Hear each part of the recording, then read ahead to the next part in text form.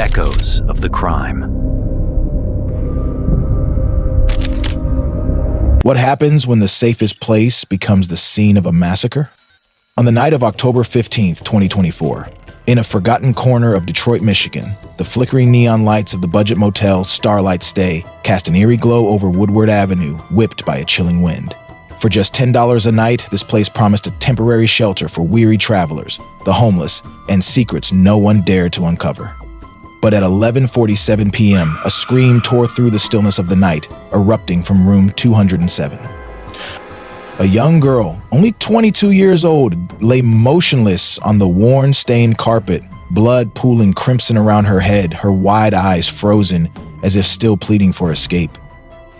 The door hung ajar, the stale scent of cheap cigarettes and musty dampness mingling in the air. Who had entered this room? And what turned an ordinary night at this rundown motel into an unforgettable nightmare? Detroit, once a proud symbol of America's auto industry, now languished in decaying neighborhoods and lurking crime. Starlight Stay, nestled in the heart of the downtrodden Cass Corridor district, was no haven of safety. Yet for Emily Harper, a young woman who arrived with a backpack and a few crumpled bills, it was the only place she could call home on this fateful night. No one heard footsteps fleeing room 217. No one saw a stranger lingering in the dark hallway. Only the blinking neon sign outside and the distant wail of police sirens broke the silence, a belated warning in the night. The first officer on the scene, Michael Reynolds, a white man with 15 years of experience in the Detroit PD, paused at the door. He took a deep breath, his hand tightening on his pistol as his eyes fell on Emily's lifeless body. "God Almighty," he whispered, his voice faltering. The tiny room, with its peeling walls and rickety bed, had become a labyrinth of mystery and horror. What happened within these four walls? Did Emily know the person who took her life? Or was it a chance encounter, a fatal mistake in Detroit's shadows? The neighbor in room 206 heard only a heavy thud, followed by a brief, piercing scream. No cries for help, no sounds of an argument, just the dead silence that followed. This story isn't just about a death. It's about the secrets hidden behind the door of room 207, the fragility of life, and how a $10 motel could become a tomb for a young girl. As the first light of October 16 dawned, Detroit awoke to a haunting question: what really happened in room 207? Join us on this journey of discovery, where a horrifying truth slowly unravels and the ordinary life of a young woman is shattered by an unforeseen darkness.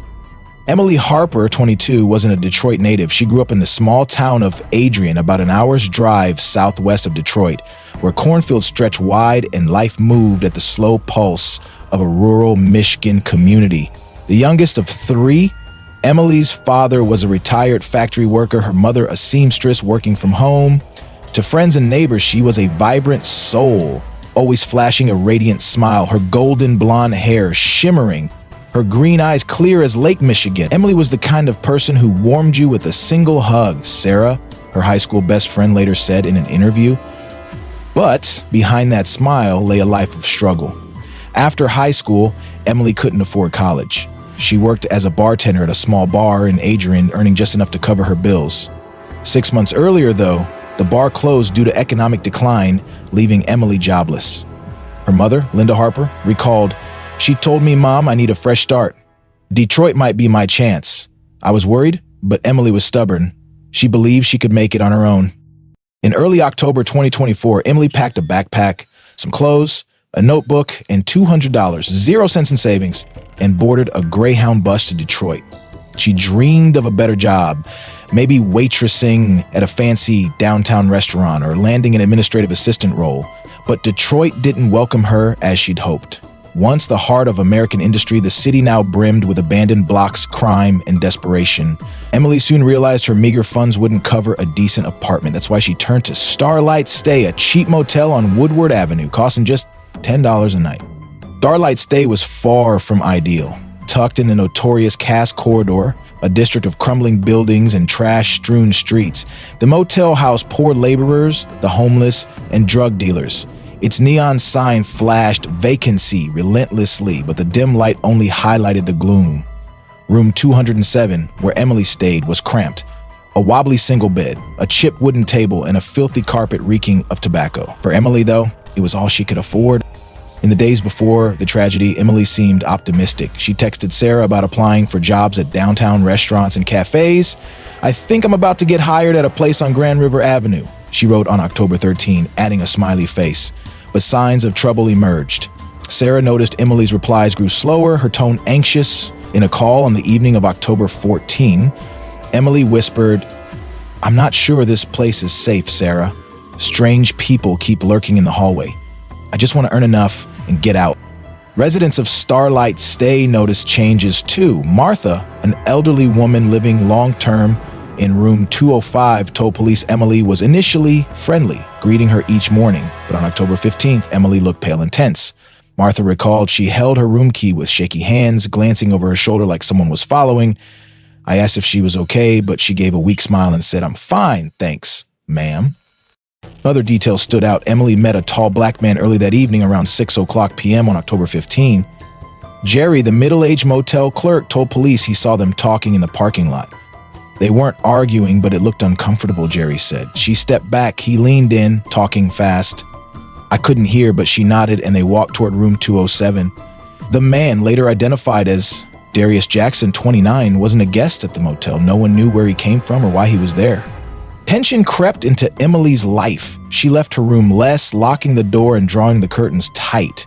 Carlos, another tenant in room 206, heard urgent knocking on room 207 around 10:00 p.m. on October 14, but didn't know who it was. "I figured it was just typical stuff here," he shrugged to investigators. "In this place, you learn not to be too nosy." Emily's life, already fragile, hung by a thread, ready to snap. Alone in a strange city, surrounded by unpredictable people and circumstances, Emily Harper had no idea October 15 would be her last night. What brought Darius Jackson to room 207? Was it a random meeting or a calculated plan? And in the shadows of Starlight Stay, what lurked to shatter the fragile calm of this young girl's life? Emily Harper, a 22-year-old dreamer, wasn't born in the gritty streets of Detroit. Her roots lay in Adrian, a quiet town an hour southwest of the city, where golden cornfields rolled under wide skies and life ambled along at a gentle, rural pace. The youngest of three in a modest family, her father, a retired factory worker, spent his days tinkering in the garage while her mother stitched dresses and curtains from their cozy home. To those who knew her, Emily was a burst of light.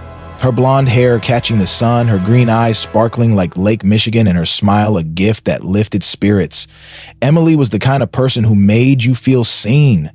Like a hug could fix anything, her high school best friend Sarah shared in a tearful interview after the tragedy.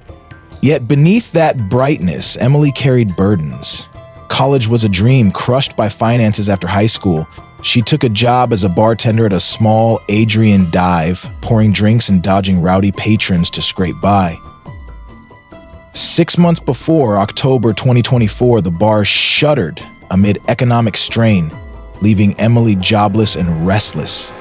Her mother, Linda Harper, recalled the moment with a heavy heart. She sat at the kitchen table and said, "Mom, I need a fresh start. Detroit might be my shot." I begged her to stay. "Detroit's rough," I told her, but Emily was stubborn as a mule. She thought she could make it work. Early October 2024 saw Emily pack her life into a worn backpack, a few outfits, a notebook filled with scribbled hopes, and $200, 0 cents in crumpled bills. She boarded a Greyhound bus, eyes bright with visions of waitressing at a chic downtown or typing away as an administrative assistant. Detroit, however, greeted her with a cold shoulder. Once the roaring engine of America's auto industry, the city now bore scars of decline. Boarded up homes, littered streets, and a pulse of desperation. With her slim savings, a decent apartment was out of reach. That's when she stumbled upon Starlight Stay, a budget motel on Woodward Avenue where a room cost a mere $10 a night. Starlight Stay was no sanctuary.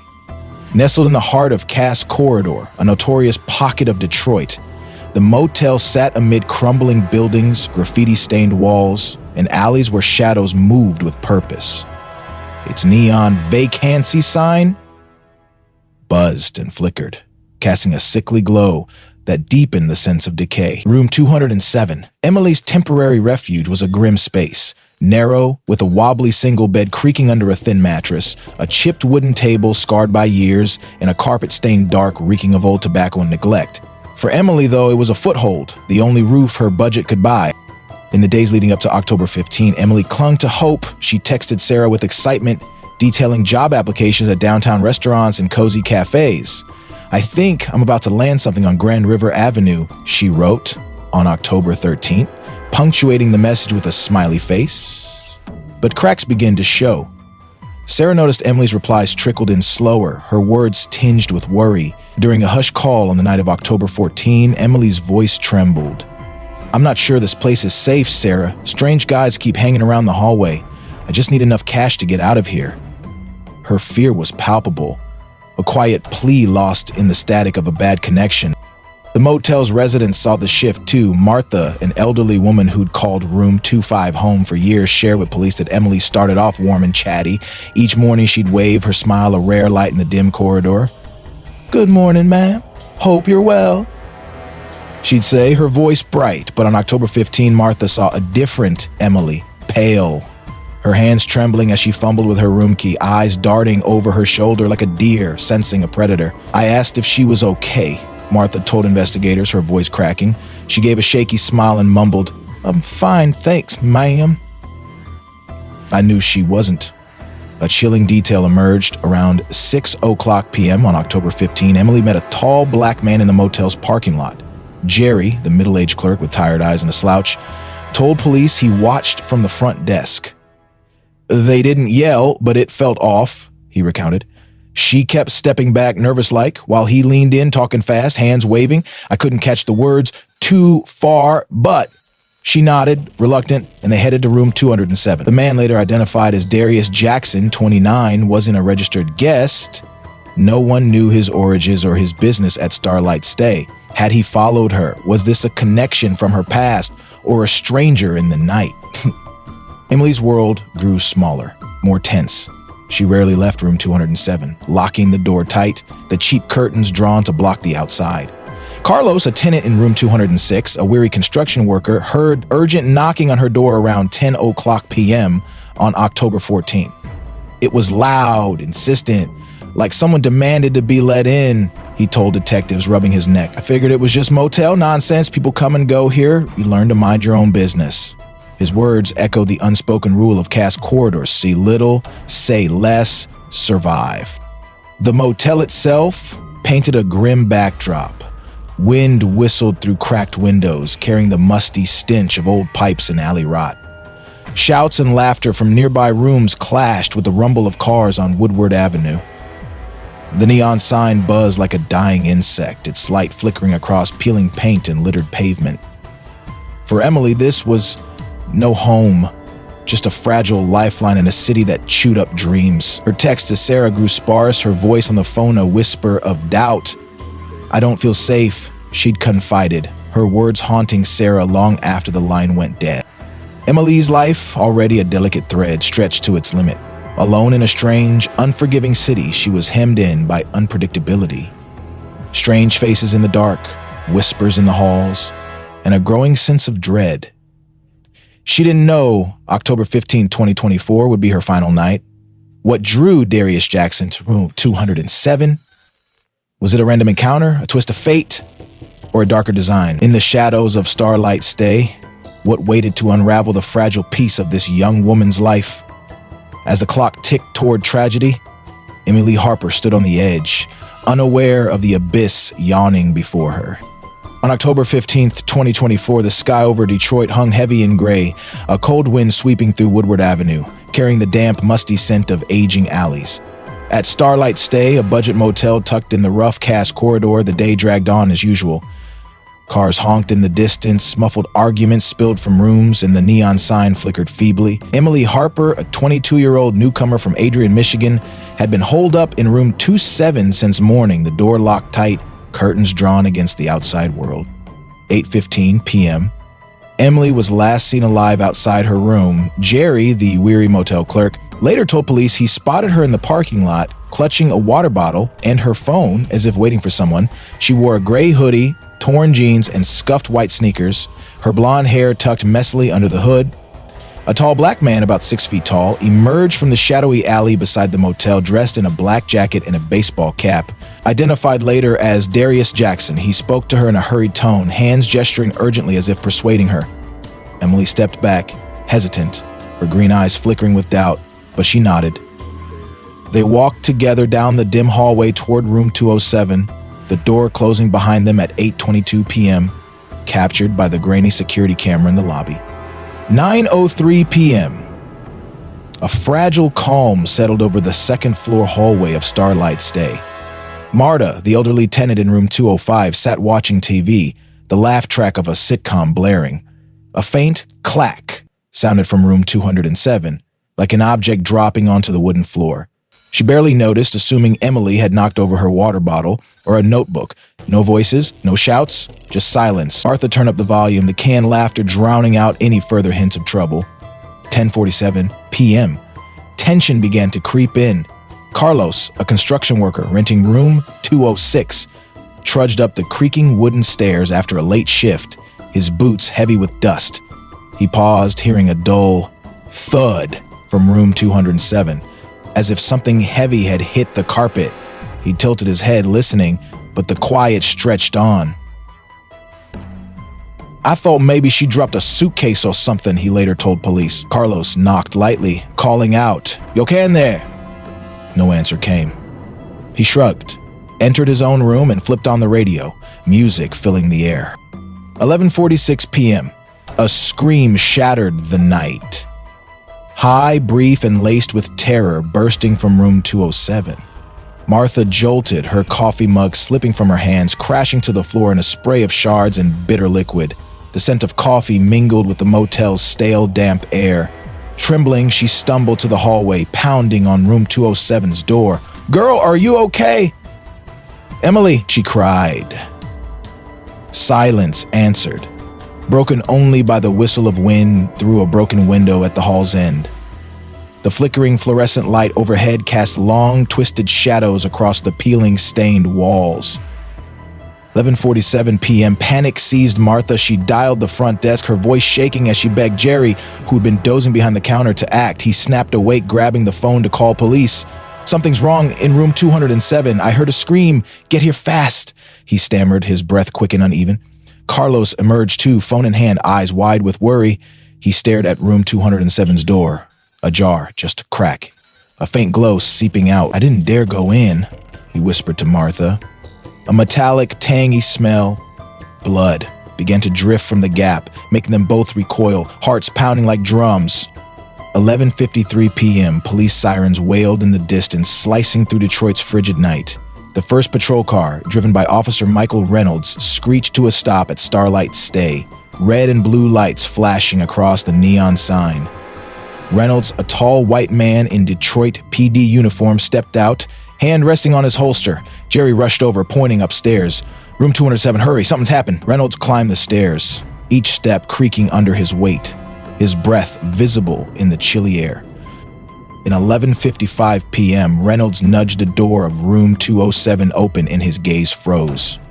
Emily Harper lay sprawled on the grimy carpet, blood pooling around her head, her green eyes wide and lifeless, staring into nothingness. The sharp, coppery stench of fresh blood mixed with the room's lingering odor of tobacco and mold. A cheap table lamp lay toppled on the floor, its cord severed, the metal base smeared with red. The bed was a mess, sheets tangled, a thin blanket crumpled. A blood-stained, wrinkled scrap of paper rested near the bed's edge. No sign of Darius Jackson. No footsteps, no shadow in the hall. Reynolds stepped back, radioing in. "We've got a homicide, room 207, Starlight Stay." "Send backup and forensics now." He stood there, eyes locked on Emily, a wave of helplessness rising in his chest. The small room, with its cracked walls, torn curtains, and deathly air, was now a stage for a chilling mystery. 12:01 a.m. October 16, a second police unit arrived, their lights sweeping the dark parking lot. Yellow tape went up around room 207, flashlights probing every corner. Faint fingerprints dusted the doorknob, a few black hairs clung to the carpet, and Emily's backpack lay ransacked, cash gone. Tension mounted as questions loomed. What happened here?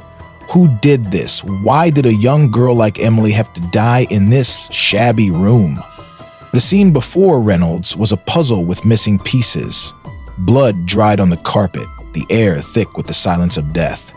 The radio crackled from the patrol car, signaling a long night ahead. Detroit faced a brutal crime no one saw coming. Emily's journey from a hopeful girl chasing dreams to a lifeless figure in a $10 motel had taken a dark turn. What had unfolded in those hours behind the door? Was it a random act, a personal grudge, or a fatal misstep? As the wind howled outside, the truth remained elusive, hidden in the shadows of room 207. The night of October 15th, 2024, lingered heavy and cold at Starlight Stay, a rundown motel in Detroit's Cass Corridor. The flickering red and blue lights of police cars cut through the darkness, casting eerie patterns across Woodward Avenue. Room 207, now a crime scene, was cordoned off with yellow tape, flashlights sweeping its shadowy corner. Officer Michael Reynolds, the first to arrive, stood outside, his breath forming white puffs in the chilly Michigan night. Emily Harper's body, covered by a sheet from the forensics team, lay still. But the image of her lifeless green eyes and the crimson pool of blood haunted him. Martha, the elderly tenant of room 205, sat trembling on a worn bench in the motel's lobby, clutching a cup of water handed to her by Jerry the clerk. A frail woman with silver hair, she wore a rumpled nightgown, her eyes red from fear and sleeplessness. When Reynolds approached, she looked up, her voice quivering. "I heard the scream, officer. That scream. It wasn't like anything I've ever heard.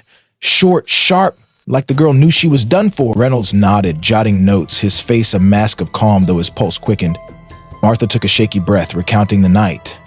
Around 11:46 p.m., she'd been watching a comedy show on TV, trying to drown out the usual motel racket arguments, cars rumbling down Woodward Avenue. Then the scream erupted from room 207, making her drop her coffee mug, the shards scattering across the floor. I rushed out, banged on the door, called her name. "Emily," I remembered her saying it a few days back. No answer, just that smell. She shuddered, describing the metallic, tangy scent of blood mingling with the motel's damp, musty air. Hesitating, her hands tightening on the cup, she continued, "I didn't dare open the door, but through the crack I saw her, lying there still. I knew something was wrong, so wrong." Reynolds leaned in. "Did you see anyone leave the room? A stranger maybe, or any sounds before the scream?" Martha shook her head, then paused, her eyes widening as memory flickered. "Wait, maybe 10 minutes earlier? I heard footsteps. Heavy, fast, like someone in a hurry. I thought they went down the stairs, but I didn't look. Here, you learn not to poke your nose too far." A small detail, hurried footsteps lit a spark, a clue that the killer might have fled just before the scream pierced the night. Carlos, the tenant of room 216, was called next. A Latino man in his 30s, a construction worker. He leaned against the wall, still in a dusty jacket from a late shift, eyes nervous, hands stuffed in his pockets.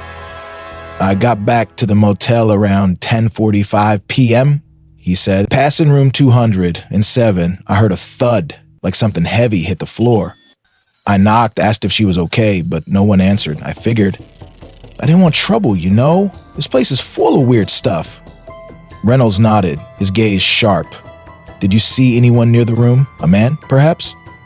Carlos shook his head, then frowned, rethinking. "Actually, as I came up the stairs, I glimpsed a figure, tall, in a black jacket, baseball cap. He moved fast toward the parking lot, but it was dark. I couldn't see his face."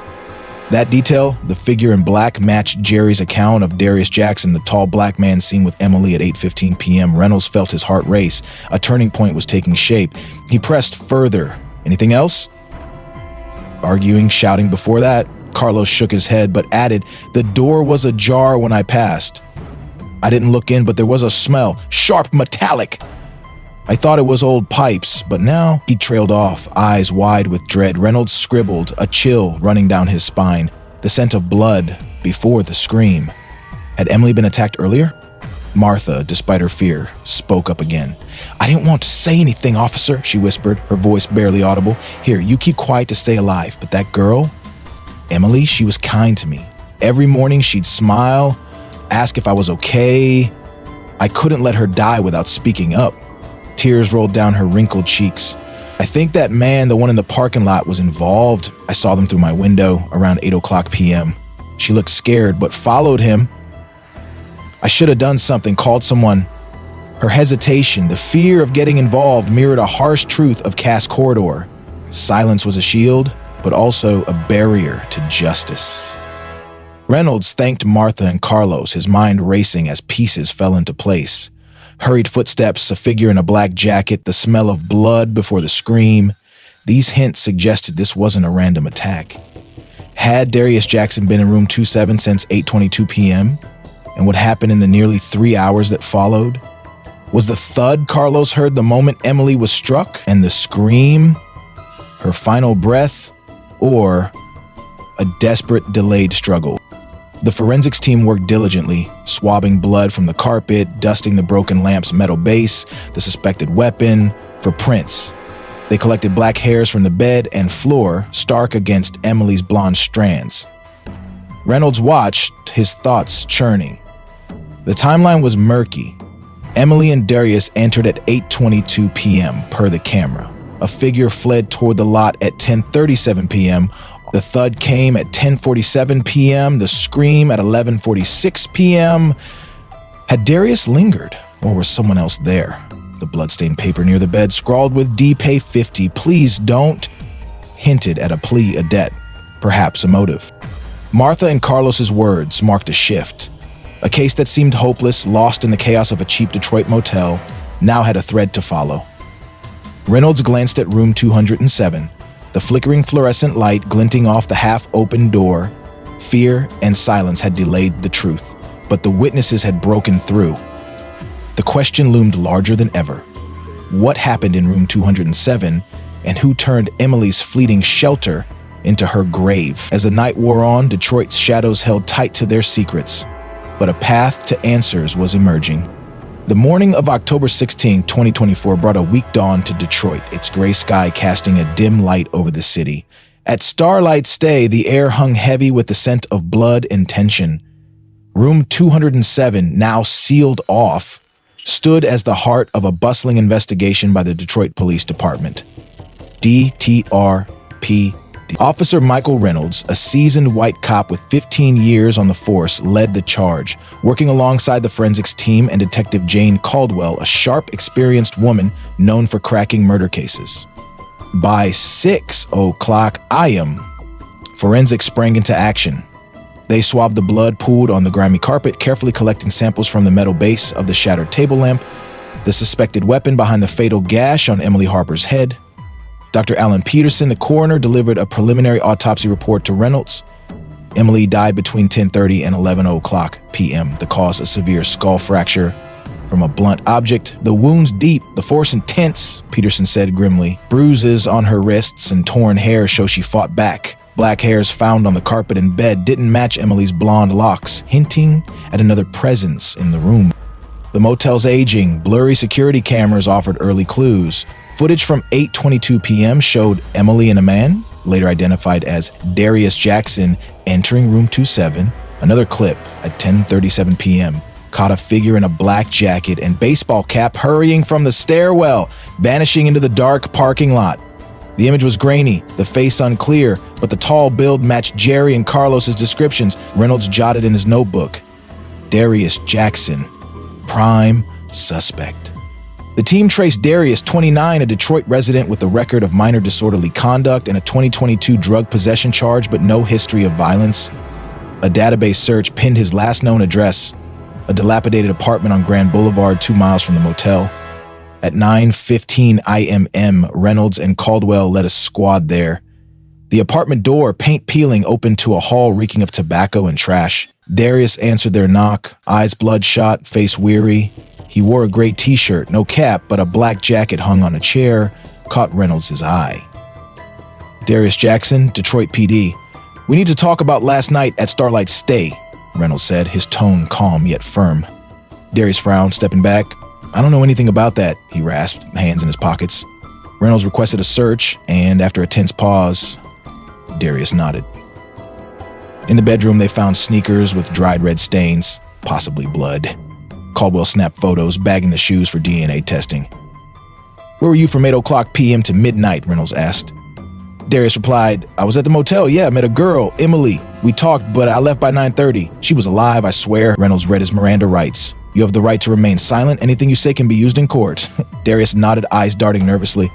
At the station, the interrogation began at 11:30. IEM Darius sat across from Reynolds and Caldwell in a stark room, fluorescent lights buzzing over a steel table. "What were you doing with Emily Harper?" Caldwell asked, her voice steady. Darius hesitated. She owed me money. I sold her some stuff, drugs, just a little. Weeks ago, I went to collect $50. She said she didn't have it. We argued, but I didn't touch her. Reynolds slid a photo across Emily on the carpet, blood pooling, eyes blank. Darius flinched, covering his face. "I didn't do that. I left. She was alive." Forensic evidence began to clarify. By 3:00 p.m., preliminary DNA results confirmed the red stains on Darius's sneakers were Emily's blood. Faint fingerprints on room 27's doorknob matched his. The black hairs on the carpet aligned with his DNA sample. Caldwell pressed. "Her blood's on your shoes, your prints on the door. You were there. Explain it." Darius trembled, sweat beading on his brow. "Okay, we argued. She pushed me, I pushed back. She fell, hit her head on the table. I panicked. Blood was everywhere, I ran. But I didn't mean to kill her, I swear." At 4:22 p.m., the police knew they'd found their man. Darius admitted being in room 207, confessed to the violent argument, but insisted it was an accident. Reynolds and Caldwell exchanged a glance. "Accident or not, you left her bleeding. Didn't call for help," Reynolds said, his voice cold. Darius bowed his head, silent. More evidence piled up. Emily's backpack, rifled through, was missing the $50 she'd carried. A crumpled, blood-stained note near her body read, in shaky scrawl, "Depay 50, please, don't." Had Emily begged Darius? The investigation shifted to motive. Was this a killing over money, or a fight spiraled out of control? Reynolds ordered Darius detained, initially charged with manslaughter, pending a grand jury's review for murder. The probe deepened. A faint scratch on Darius's hand, unnoticed at first, suggested a struggle. Perhaps Emily clawed him as she fought. The lamp's base, dented and bloody, bore a partial print, too smudged to confirm but consistent with Darius gripping it. The timeline tightened. Entry at 8:22 p.m., a figure fleeing at 10:37 p.m., the thud at 10:47 p.m., the scream at 11:46 p.m. Had Darius struck her earlier, lingered, then fled? Or did panic drive him out after the fall? Darius' account added weight. He recalled Darius's tone in the parking lot, urgent, almost threatening, as Emily shrank back, reluctant. Martha's sighting of their tense exchange and Carlos's glimpse of a fleeing figure in black sealed the picture. The motel's grim setting amplified the tragedy. Broken windows, dark halls, no security to intervene. Reynolds paced, piecing it together. A young woman chasing new life, crossed paths with desperation in a $10 room. Forensics, cameras, and Darius's confession unmasked him, yet the question lingered, what really happened in room 207? Was it a tragic mishap or a deliberate act? As October 16th ended, Detroit PD built their case, ready to bring truth to light, while Emily's death cast a dark shadow over Starlight Stay. October 16th, 2024 launched the intense investigation into Emily Harper's tragic death at room 207 of Starlight Stay, a rundown motel in Detroit's rough cast corridor. Following Darius Jackson's faltering confession during interrogation, the Detroit Police Department, Detroit PD, raced to solidify their case. Officer Michael Reynolds, a seasoned white cop with 15 years on the force, and Detective Jane Caldwell, a shrewd veteran of murder cases, brought their evidence to the grand jury on October 25.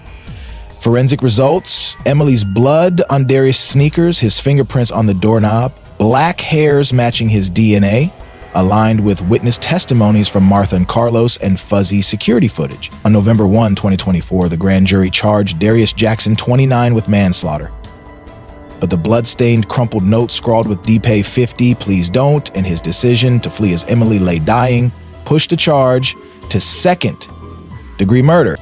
The trial began January 15, 2025 at Wayne County Courthouse in Detroit, the air thick with tension under cold fluorescent lights. Prosecutor Laura Bennett, her voice sharp and unwavering, argued Darius, fueled by rage over Emily's unpaid $50.00 drug debt, shoved her hard. Her head crashed into the table's chipped edge, then left her to bleed out. This wasn't an accident. Bennett insisted, holding up a crime scene photo. Emily sprawled on the grimy carpet, blood pooling, her green eyes blank in a silent plea. He had a phone, a chance to call 911, but chose to run, leaving a 22-year-old to die in pain. Defense attorney David Holt, composed and steady, countered. This was a sudden argument, a tragic mishap. Darius panicked. He's not a cold killer. Murderous intent. Martha, the elderly tenant from room 25, took the stand, hand shaking as she gripped a worn handkerchief. Her voice cracked. That scream at 11:46 p.m. cut me deep. Emily was sweet, always smiling, asking if I needed help. I wish I'd pounded harder, called sooner. Carlos, from room 206, in a dusty work jacket, described the heavy thud at 10:47 p.m. and a figure in a black jacket and cap darting to the parking lot. I saw him bolt. But the dark hid his face, he said, eyes heavy with regret. Coroner Dr. Alan Peterson testified calmly. Emily died from a skull fracture, a fierce blow, wrist bruises, a snapped nail. She fought back. DNA and camera evidence tightened the case. Darius, head bowed on the stand, murmured, I didn't want her dead. She pushed me. I pushed back. She fell. Blood everywhere. I panicked. I'm sorry. On February 28, 2025, after 3 grueling days of deliberation, the 12-person jury convicted Darius Jackson of second-degree murder. Judge Robert Klein, stern and unyielding, sentenced him to 25 years in prison, no parole for 15. As the verdict echoed, Darius sat motionless, eyes locked on the table, fists tight, his fate sealed. In the courtroom's corner, Emily's mother, Linda Harper, and sister, Amy, clung together, tears streaming down pale cheek. Justice won't bring my girl back, Linda choked out outside, gripping a photo of Emily's radiant grin. But the man who took her pays. The fallout spread wide. The Harper family broke apart. Linda, once a bright, warm mother, sank into depression, rarely leaving their Adrian, Michigan home, where Emily's relics, a hand-knit sweater, a notebook of hopes, sat untouched on a shelf. Amy, driven by grief, launched Emily's Light in March 2025, a campaign to shield young women in cities. Targeting risky, cheap spots like Starlight Stay, my sister came to Detroit for a chance but found death, she said at a fundraiser, voice trembling, eyes fierce with resolve. Cass Corridor reeled. Starlight Stay, already notorious, faced closure threats. Owner Henry Walsh installed new cameras and hired guards in black vests to patrol, but guests vanished. No one stays where death lingers, Jerry, the clerk sighed. His gaze dodging room 27's sealed door. Tenants whispered of eerie footsteps, a faint blood scent in the night, chilling the motel's dim halls. The case ignited debate across Detroit. A Detroit Free Press editorial demanded $10, 0 cents motel shelter or death traps. Activists, waving signs, urged tighter safety checks for budget lodgings and housing for vulnerable youths like Emily. In April 2025, Detroit City Council proposed a bill to fund more police patrols in Cass Corridor and brighter streetlights, but slow progress frustrated locals. Martha and Carlos bore heavy guilt. I heard her scream, but fear held me back, Martha wept to a reporter, tears dampening her faded nightgown. Carlos confessed, I saw that figure flee, but I feared trouble. If I'd called police earlier, maybe she'd be alive. Silence, a survival tool in Cass Corridor, turned into a painful lesson. The case laid bare flaws, fuzzy cameras, no security, dark halls. Could better measures have saved Emily? From prison, Darius wrote an apology, his handwriting shaky. I didn't mean it, I'd beg forgiveness. Linda tore it apart, growling, no words heal this. Media, from Detroit News to Dateline, NBC, poured over the story, gripping the nation, sparking thoughts on life's fragility and dangers in forgotten places. Starlight Stay's neon flickered on Woodward Avenue, a wounded Detroit bearing a new scar. Justice landed. Darius faced his penalty, but pain lingered. The Harpers never healed. Cass Corridor trembled in fear, and the haunting question echoed, what really happened in room 207? Perhaps the true terror wasn't the crime, but how a $10 0 cents motel, meant as a safe haven, became Emily Harper's tomb, snuffing out her bright dreams in Detroit's shadow. Thank you for joining Echoes of the Crime on this journey into the darkest corners of the human experience. If you're interested in real cases, justice, and the truths still hidden, don't forget to subscribe to Echoes of the Crime so you won't miss the next story. Because in the world of crime, silence often hides the loudest screams.